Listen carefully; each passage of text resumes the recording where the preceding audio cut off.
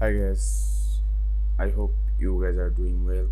So today I'm talking about an issue when we try to uh, quit XAMPP control plan.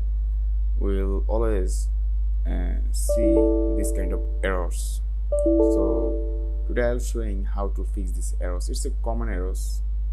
Everybody face this issue most of the time. So first of all, going to task manager and then int task process.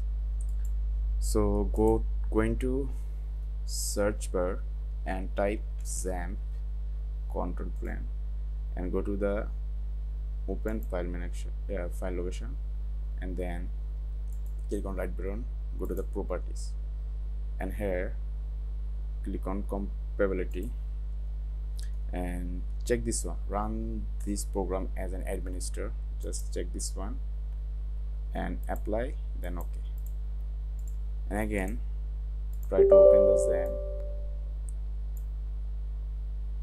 So now if you want to quit, it won't show the problem, so easily you can quit it and it won't show the error again.